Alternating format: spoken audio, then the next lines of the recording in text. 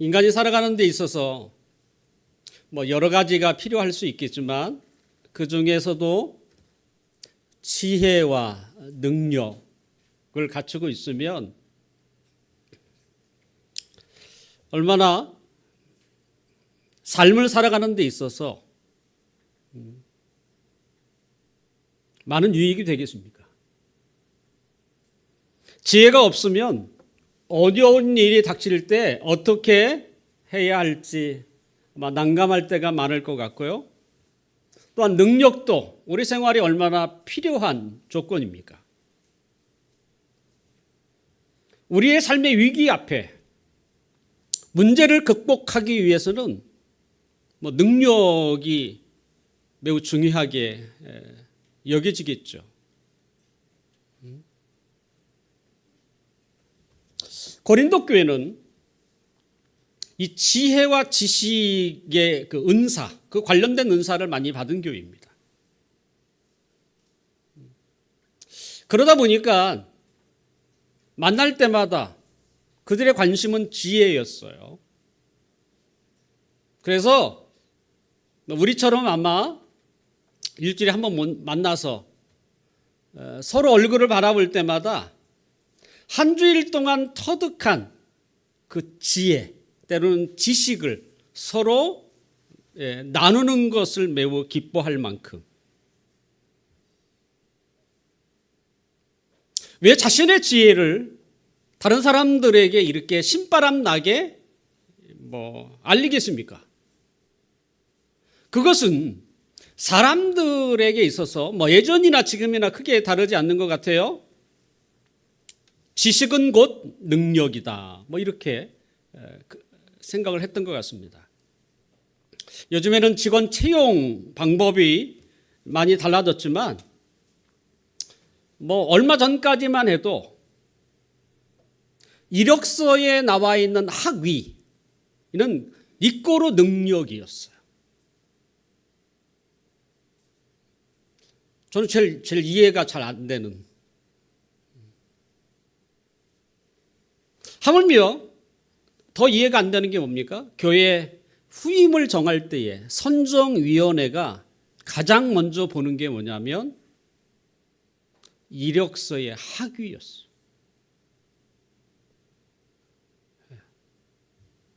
혹시 세상은 그럴 수 있다고 할지라도 교회마저도 얼마나 많은 학위를 땄느냐, 그것이 능력이라고 생각한다면 좀 암담하지 않겠습니까? 더구나 저 같은 사람. 그래서 그런 학위를 땄는 것이 목적이 되어버린. 하물며 돈 얼마 내십시오. 그러면 학위 줄 테니까. 저에게도 그런 제안이 왔었어요. 그때 300이었습니다.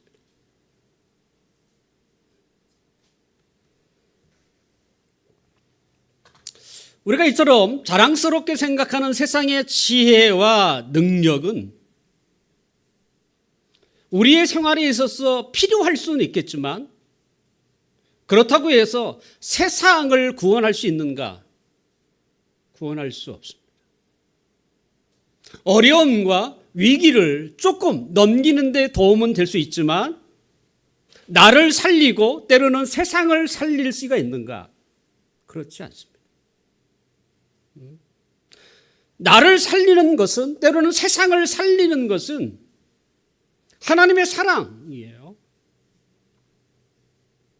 그 하나님의 사랑이 우리에게 어떻게 나타났습니까? 그것은 십자가에 못 박히신 그리스도. 그래서 그분이 우리를 살렸고 또 그분이 우리뿐만 아니라 세상을 구원하셨던 것이죠. 이제 사도 바울은 하나님의 지혜와 능력을 이렇게 강조하면서 구체적인 예를 들어서 우리에게 이제 말을 하게 됩니다. 바울이 제시하는 그 구체적인 하나님의 지혜, 그 증거가 과연 무엇일까? 오늘 본문 26절을 함께 좀 볼까요? 26절 앞에 한번 읽어보겠습니다. 형제들아 너희를 부르심을 보라. 육체를 따라 지혜로운 자가 많지 아니하며 능한 자가 많지 아니하며 문벌 좋은 자가 많지 아니하도다.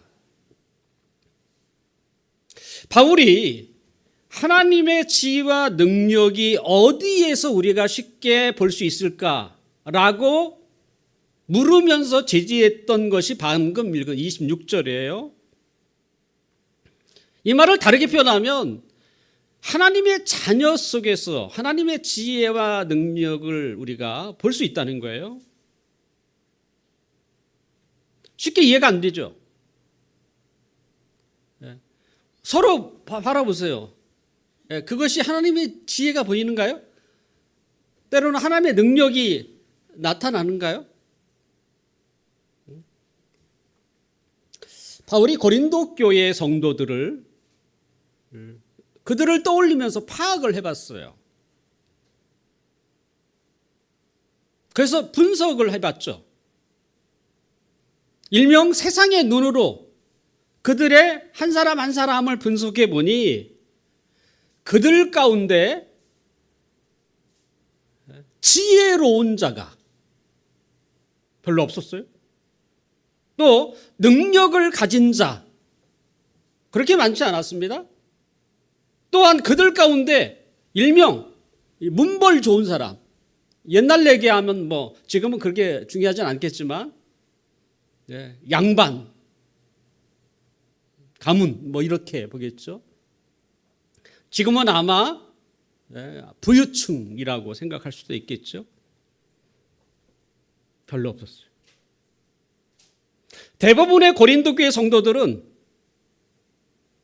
굳은 일을 하고 있는 수공업자뿐만 아니라 많은 범위를 차지하고 있는 그들의 성도들이 뭐냐면 대부분 노예였어요. 왜냐하면 고린도라고 하는 이 상업도시가 한 70만 명 살고 있는데 실제 시민은 한 20만 명이고 50만 명이 노예였어요.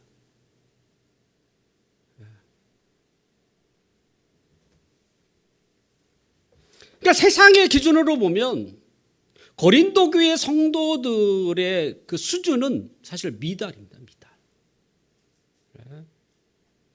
그런데 하나님이 지혜와 능력과 출신과 무관한 사람들을 부르셨다는 거예요. 자, 우리 교회 구성원들을 봐도 미안하지만 세상에 딱히 내세울 만한 것을 가진 사람이 몇 분이나 되겠습니까? 솔직히.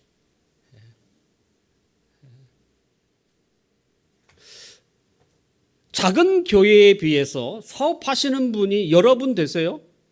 이해할 수 없지만 만약에 그분들에게 혹시 사업을 하고 계시니까 부자이신가요? 물어보면 뭐라고 대답하겠습니까? 당당하게 부자라고 말할 사람이 계실까요? 아마 부자 그러면 손사래를 치지 않을까. 그러니까 뭘 딱히 드러날 만한 뭐 특출난 뭐 지혜나 능력이나 때로는 부를 가지고 있는 사람이 그렇게 눈에 띄지 않는다는 것이죠.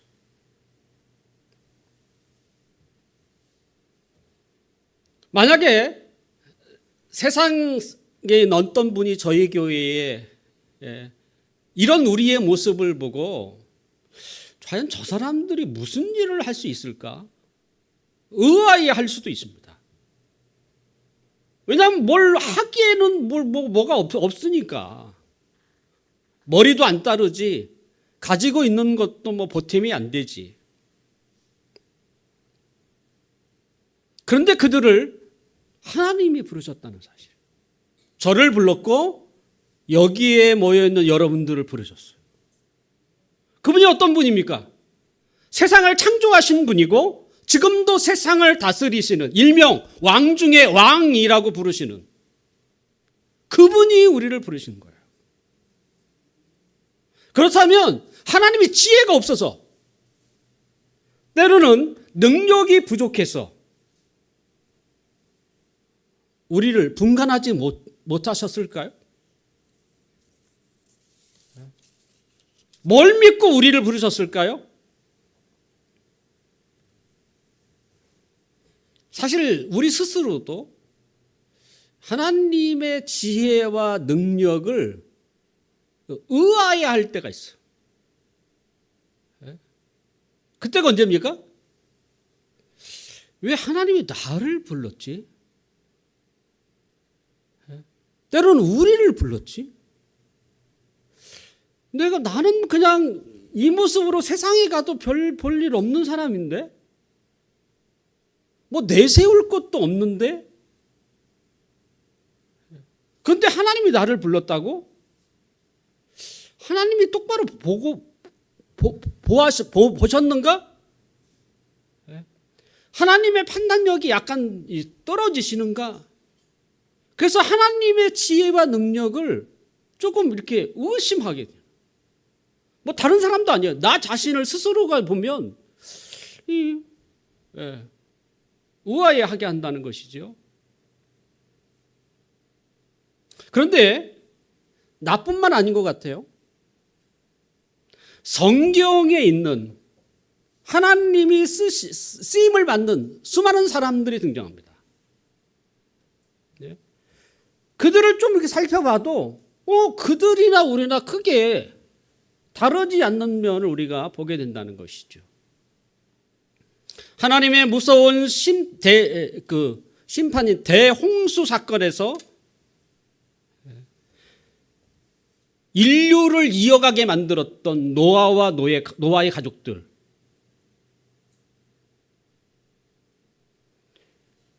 세상의 기준으로 보면 지혜나 능력이나 뭐 문벌 그것과 무관한 사람들이에요. 사실은. 뿐만 아니라 믿음의 조상이라고 말하는 아브라함, 그의 아들 이삭이나 야곱, 우리는 그들에게서도 뭐 특별한 걸 찾을 수 없어요.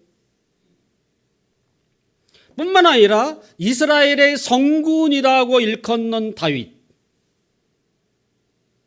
그 역시도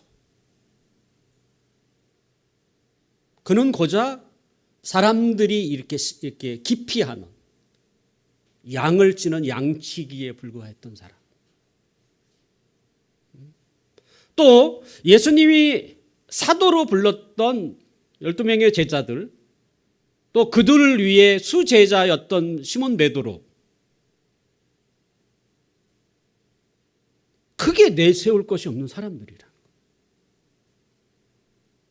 우리만 그런 게 아니라 성경 전체에서 하나님이 쓰신 사람들을 보면 그들도 딱히 뭐 이렇게 내세울 것이 없는 사람들이었다는 거야. 분명 성경에도 부자도 있습니다. 또는 신분이 좋은 분도 있습니다. 전혀 없는 건 아니에요. 하지만 세상에서 자랑할 만한 그것 때문에 하나님이 그들을 불렀고 그들을 쓰신 것도 아니라는 거예요. 무관하다는 것입니다. 사실 고린도 교회에 편지를 쓰고 있는 사도 바울도 그의 신분이나 학벌에 있어서 결코 뒤처지지 않는 사람입니다.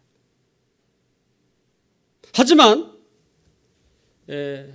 하나님이 그 바울을 부른 것에는 그가 가지고 있는 학벌과 신분하고 상관이 없었다. 바울은 그렇게 고백합니다. 그거 보고 하나님이 자기를 선택한 게 아니라는 거예요.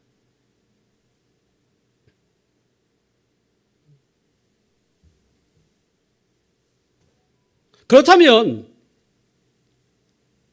하나님이 우리를 부르셨는데 왜 그것이 하나님의 지혜와 능력이 되는가?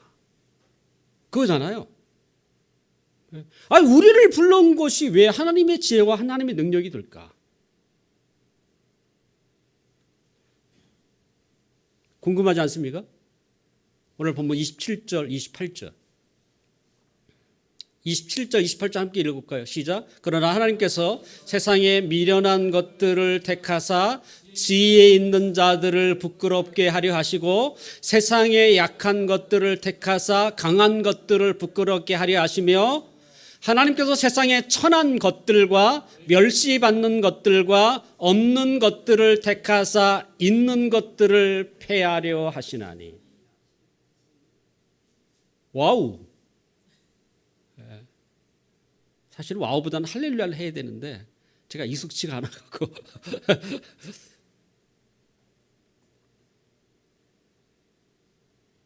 하나님의 지혜와 능력이 처음에는 우리도 의아해했지만 이 구절을 보는 순간 우리는 놀라게 되는 거죠.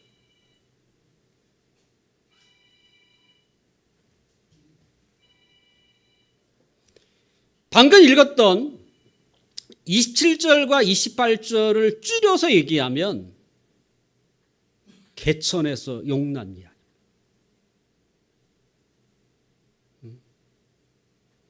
우리는 개천이라는 가장 열악한 환경에서 가장 뛰어난 사람이 나타나는 것을 엄청난 사건으로 여기지 않습니까? 저도 좋은 환경에서 자라지 않았어요. 하지만 저를 향한 아버지의 마음이 컸던 것 같아요. 제 이름 안에는 용용자가 있습니다. 일명 개천에서 용이 났으면 좋겠다고 저의 이름을 지었는데 죄송하게도 이 용은커녕 도마뱀도 잘 안 돼.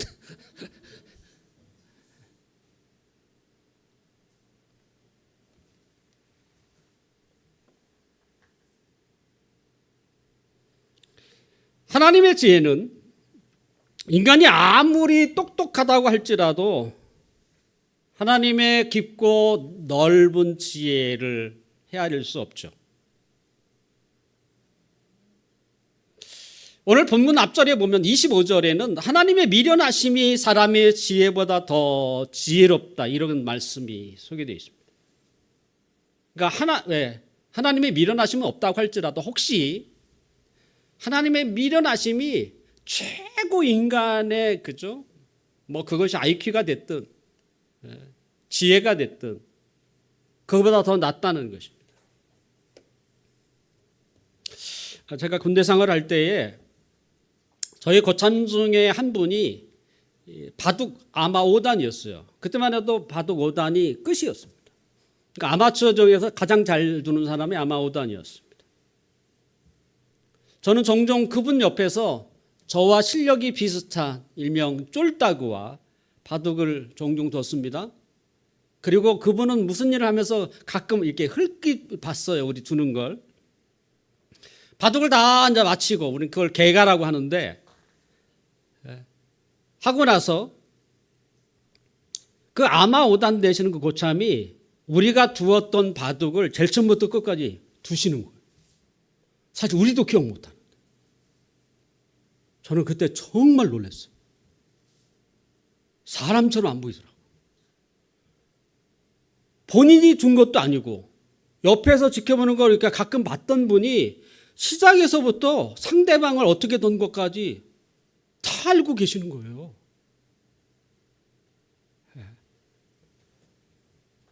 우리는 그래서 그런 분들을 뭐라고 하냐면 고수라고 부릅니다. 그거에 비해서 저는 하수였던 거죠.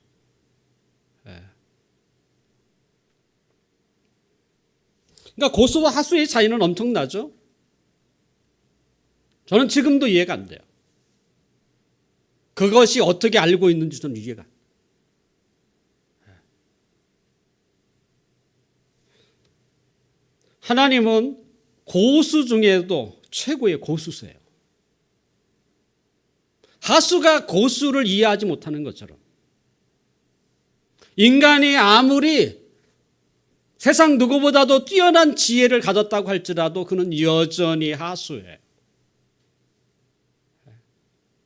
그 하수가 어떻게 하나님의 지혜, 최고의 고수를 이해할 수 있겠습니까? 하나님이 우리를 선택하신 이유는 27절과 28절에서 이야기한 것처럼 세상에서 미련하고 약하고 천하고 멸시받고 없는 우리를 통해서 무엇인가를 하려고 했던 거죠. 그게 뭐예요? 미련한 우리를 선택해서 지혜롭다고 잘난 척하는 사람들을 부끄럽게 하기 위해서.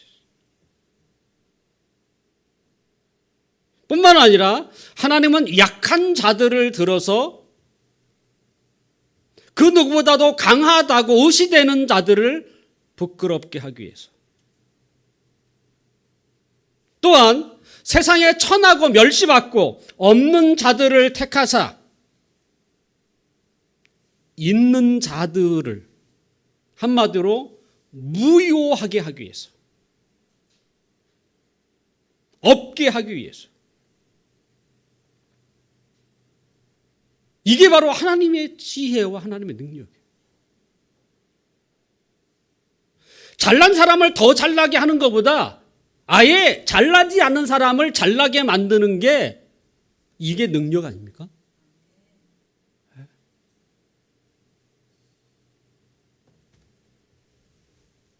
결국 하나님이 왜 우리를 부르셨는가? 우리는 오늘 본문을 통해서 비로소 깨닫게 되는 거죠. 그렇다면 하나님을 믿는 사람들이 왜 지혜로울까? 저는 지혜롭다고 당당하게 말하고 싶어요. 왜요? 우리는 주님을 믿고 나서 내 삶 있죠? 내 인생, 좀 어려울 수 있지만 나의 실존, 나는 누구인가? 이걸 알게 됐어요. 그리고 세상을 보는 눈이 생겼어. 근데 세상에 지혜로운 사람이라고 이거 아는 게 아니에요. 그들도 몰라요. 그렇게 똑똑하고 지혜롭다고 여겼던 그 사람들이 이걸 모른다니까요. 근데 우리는 알았어요. 어떻게 알았어요? 예수 그리스도를 믿음으로. 우리처럼 어리석은 사람이 세상에 지혜로운 사람이 알지 못하는 것을 알게 된 거죠. 하나님은 이것을 시도하고 싶었던 거예요.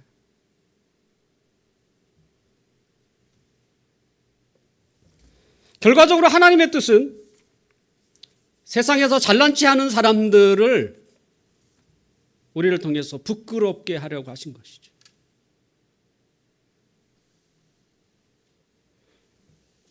세상 사람들이 자랑하는 게 뭐겠습니까? 고학력이라고 얘기하는 지혜이고 또 능력이라고 상징되는 높은 지위이고 또는 가진 것을 많이 가지고 있는 고소득. 그들이 자랑하는 게 그런 거 아닙니까? 그들이 그와 같은 것들을 자랑하는 것을 보면서 하나님이 가장 불편하시죠. 사실 높은 관직에 있는 사람, 때로는 뭐 일명 학위라고 얘기하면 도대체 이력서에 빈칸이 부족할 만큼, 때로는 가진 돈을 헤아리기 어려울 정도로 뭐 이런 분 계시잖아요. 사실 조도 헤아리지 못해요. 죽을 때까지 돈을 헤아리지 못하는 게 조 아닙니까? 근데 그런 조를 가지고 있는 사람들이 있잖아요.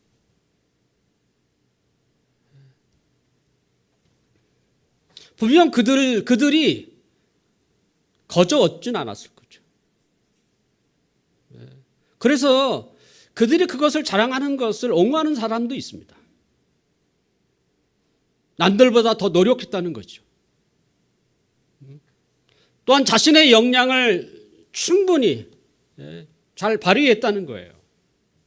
그러므로 그들은 자기를 자랑하는 거에 대해서 그냥 당연하다 이렇게 여겨야 한다고 생각하는 사람도 있습니다. 전 틀리지 않았다고 생각해요. 그렇잖아요. 그들도 말 그대로 학위를 따는데 공부 안 했겠어요? 누구보다 더 열심히 했겠지.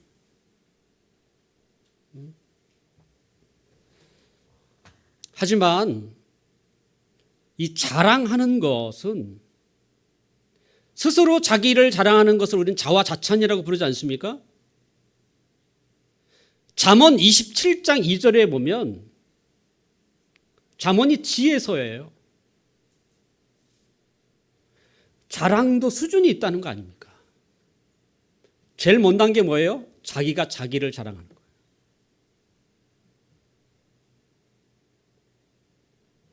그 다음에 그 위에 수준이 뭔지 아십니까? 그것은 다른 사람이 나를 자랑하는 거죠.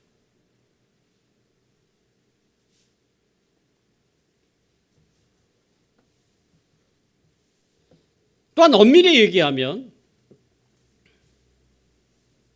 우리에게 자랑거리가 있을지라도 사실은 혼자만의 노력으로 되는 경우는 거의 없다는 것입니다.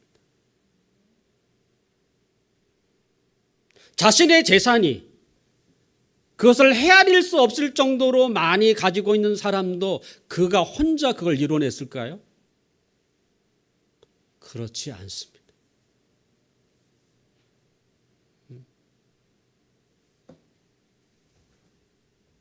우리가 연말이 되면 방송국에서 각종 시상식이 열립니다. 그 시상식에 언제나 나타나는 그 멘트가 아시죠? 제가 이 자리까지 얼마나 많이 노력하고 또 저의 모든 역량을 다 발휘했는지 모릅니다. 저는 이 상을 받기에 충분했던 자격을 가지고 있습니다. 이렇게 말하는 사람 본 적 있어요? 저는 한 번도 본 적이 없어요. 제가 여기까지 상을 받을 수 있었던 것은 수많은 사람이 저 옆에 있었기 때문에. 그래서 그 이름들을 나열하잖아요.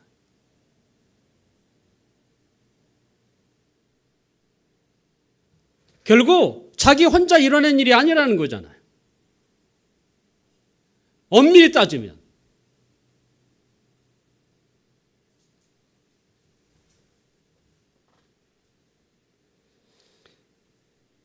그러므로 우리는 스스로 자기를 자랑하는 거에 대해서 사실 경계하셔야 돼요.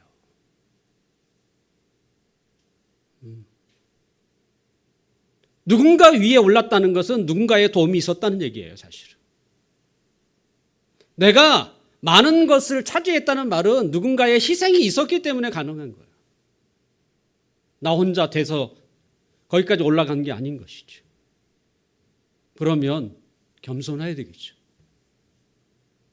스스로 자화자찬을 이건 해서는 안 되는 일이야. 혹시 다른 사람이 나를 자랑할 수 있을지 몰라도.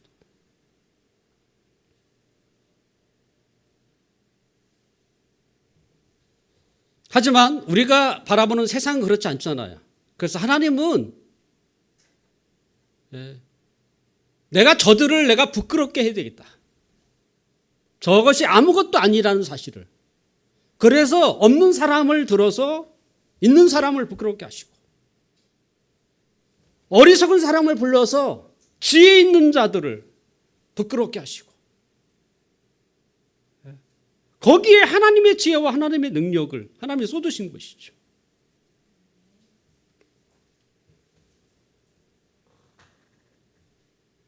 참 에레미야 9장 23절과 24절에 보면 지혜로운 자는 그 지혜를 자랑하지 말라. 용사는 그 용맹을 자랑하지 말라. 부자는 그의 부함을 자랑하지 말라. 자랑하려고 싶거든 이것을 자랑하라.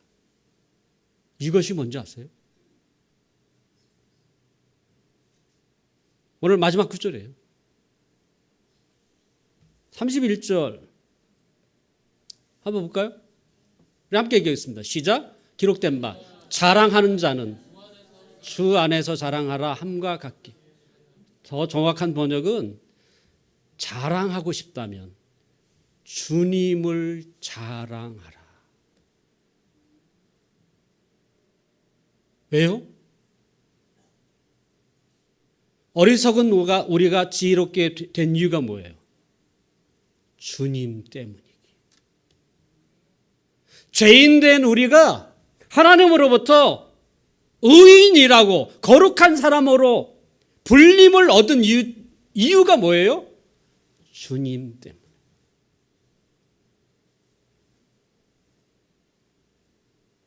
죄로 말미암아 죄의 그림자라고 하는 세상의 각종 어려움과 근심과 걱정에서 나를 해방시킨 분은 누구예요? 주님이기에. 자랑하고 싶다면 이것을 자랑하라.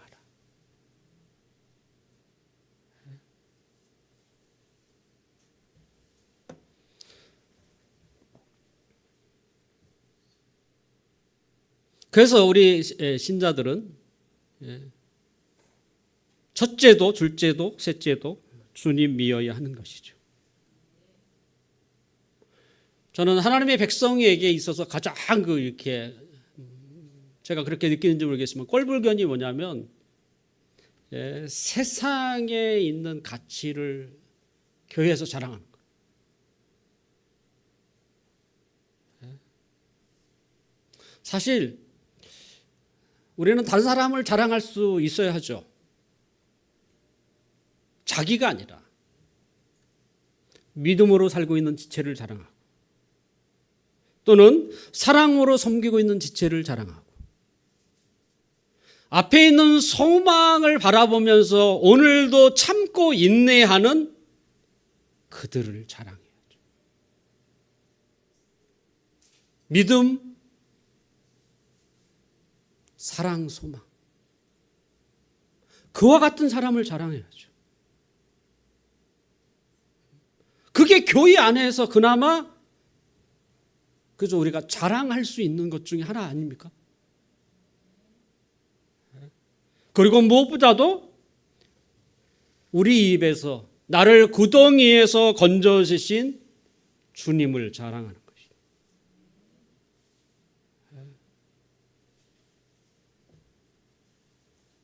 영적으로 잘난 체 하는 것도 그것도 영적 교만입니다. 우리는 그 어떤 교만도 버리셔야 돼요.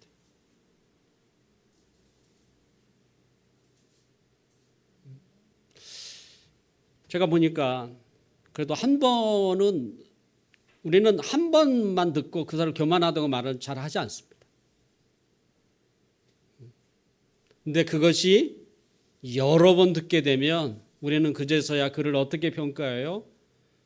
저분은 참 교만한 사람이네.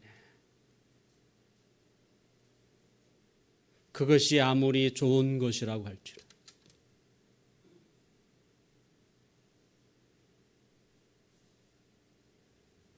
어쩌면 본인은 잘 모를 수 있어요. 본래 교만한 사람은 자신을 잘 몰라요. 하지만 다른 사람이 그걸 알아요. 그러면 하나님은 어떨까요? 하나님은 더 잘 알아요.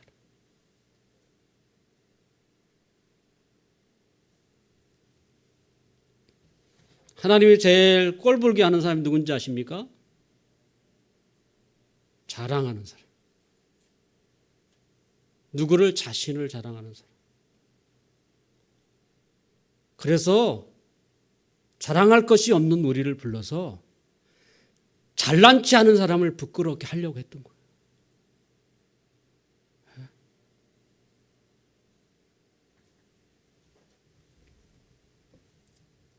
이제 말씀을 마치려고 합니다.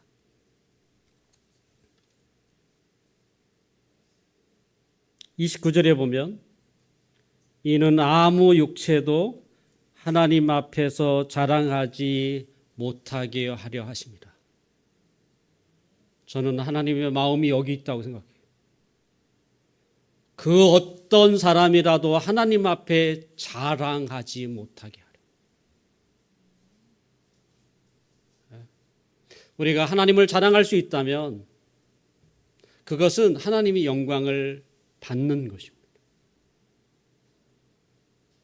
하지만 우리가 우리 자신을 자랑하면 하나님의 영광을 발로 차버리는 거예요.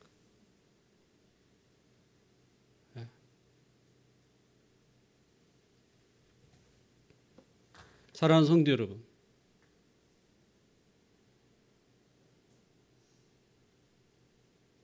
자기를 자랑하는 자는 교만한 자예요.